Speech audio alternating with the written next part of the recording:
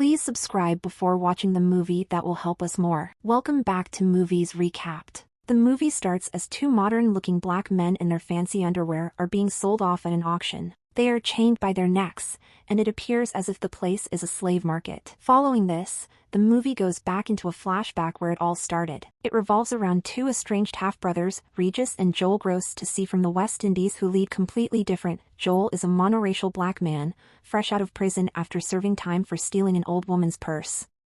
Currently, he lives with his mother and his 9-year-old daughter. He is seriously unemployed and blames racism for all his woes, especially his joblessness. However, he has never seriously tried to find work. On the other hand, Regis is a biracial man. He is married to a white woman and has a 9-year-old daughter with her. He lives in an affluent town and is well integrated into the upper-class society. Regis is employed at the local town hall and works as an assistant to the mayor. One day, Regis receives a call from his uncle informing him that his father is dying, and it is the old man's final wish to meet all his children. However, Regis pays no regard to his deadbeat father, as he was not around when Regis was a. He then proceeds to have dinner with his family, but his crazy wife threatens to get laid with other men if he does not pay his father. One last visit, she jumped to that specific threat awfully quickly. Left with no choice, he reluctantly agrees. The next day, Regis takes a flight to his hometown where his father resides. At the airport, he runs into Joel, who has also come to see their father. The brothers, who have been out of contact for more than a decade, put their differences aside and hire a taxi together. They catch up in the taxi on the way to their father's home. Regis tells Joel everything about his successful life, while the latter lies to cover up his failures out of embarrassment. Upon reaching their father's home, they are introduced to their aunt and several half-sisters. Turns out that their dad ventured throughout the world and had relations with countless women. This explains why Joel and Regis have different skin colors. The old man's eyes light up when he sees his only two sons before dying. He tells Regis and Joel that they will inherit a great treasure. This excites the brothers, and they eagerly wait to hear about the treasure. However, to their dismay, all they receive as inheritance is the document of emancipation of their ancestors. This document was handed over to a few slaves by their owners for some extraordinary work or act. Apparently, Regis and Joel's ancestors were granted freedom long before slavery was legally abolished in the West Indies. However, not concerned about the symbolic value piece of paper, they scoff at the inheritance. They then derisively tear the paper up under the disapproving eye of their late father's sister. As expected, this enrages the old woman, so she decides to teach the Brazo lesson. She casts a voodoo spell on them and sends them back to the 17th century, where slavery is still prevalent. In the next scene, when Regis and Joel wake up, they find themselves stripped down to their designer underwear in an open. As the two wonder about what happened, a couple of terrified black people run past them. Just then,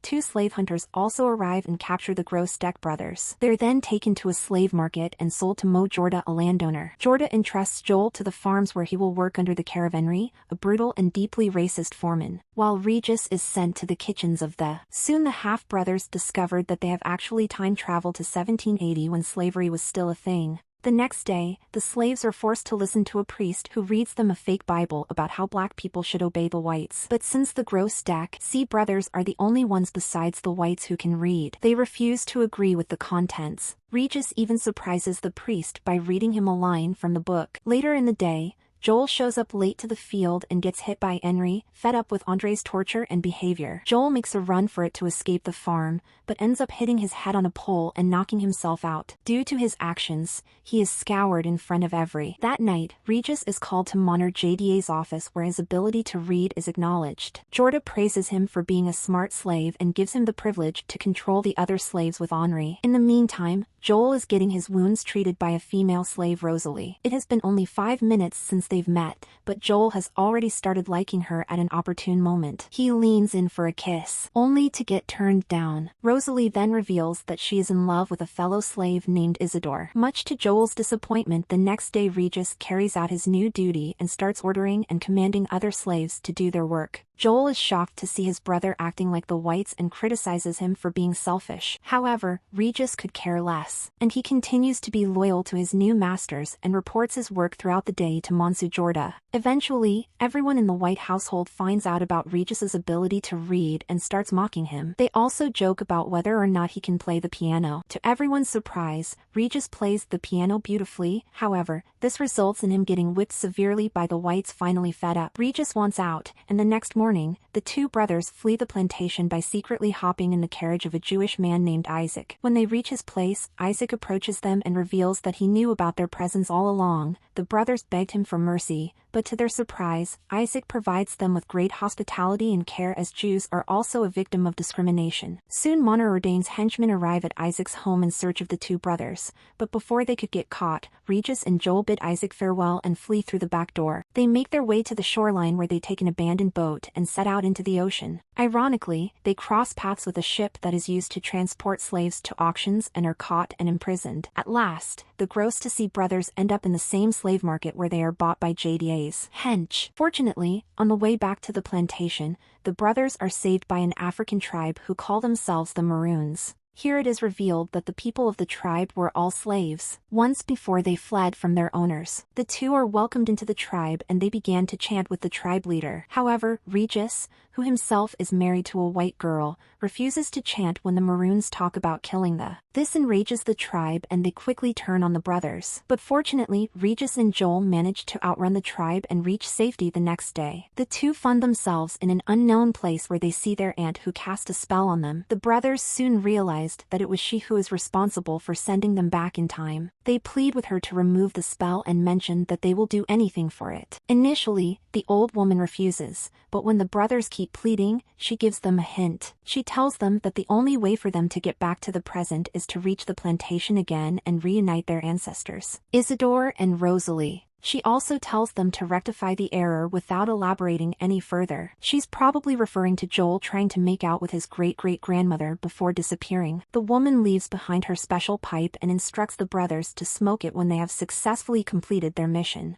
As the two are brainstorming ways to tackle the situation, Joel suddenly remembers seeing what seemed like Isidore having oral intercourse with another. He also recorded a video of the incident on his phone and shows it to Regis. Questionable move, Joel. The two brothers then become convinced that Isidore is homosexual, and they mistakenly believe that this is the error that they are supposed to fix. In the next scene, Joel and Regis returned back to the plantation. They try to negotiate with Mal Su Joda on their punishment, but it doesn't work out for them. Instead, they get branded with the Sigu of the plantation. They then return to their huts and begin to plan their course of action. Meanwhile, inside mansion, the Whites are celebrating the wedding party of Master Jordan, Dan's daughter, taking this as the perfect distraction. The brothers organize a party of their own for the slaves. They secretly steal a barrel of rum from the distillery to intoxicate and to activate the romance between Isidore and Rosalie. However, their plan hits a roadblock when Regis spots Joel making out with Rosalie. Due to his infatuation with her afterwards,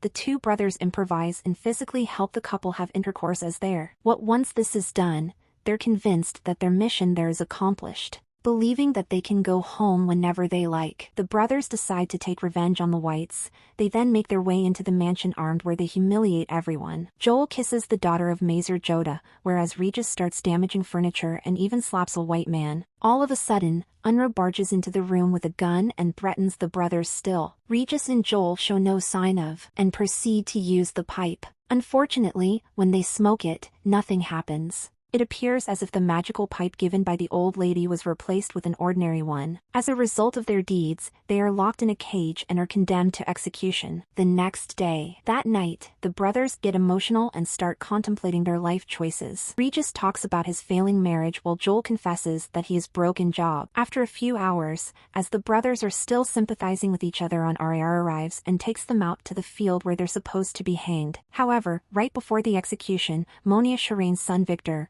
runs off into the forest as he cannot bear watching the sight. Rosalie chases after him and soon finds out that he has fallen into the nearby river. All members of the family panic and run to the scene. However, Isidore takes advantage of the uproar and saves the brothers, knocking out Henri in the process. He then orders them to run for their lives, to which they oblige. As the brothers flee, they come across Victor, who is being swept by the stream. Without a second thought, the two jump into the dangerous river. But to Regis's surprise, Joel cannot swim. This makes his task even more difficult, but somehow he manages to save both his brother and Victor. Grateful to the brothers for saving his sons, Mayor JDA sets them free. The half-brothers are also awarded with the very same document of emancipation that they were provided with by their late father. However, instead of accepting the freedom and the award, they request Moner JDA to free Isidore and Rosalie, and to present them with the document.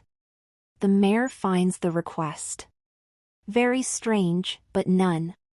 He obliges in this way. The brothers have managed to free Isidore and Rosalie, but they still don't know where to find the magical pipe, which will help them return back to the modern age.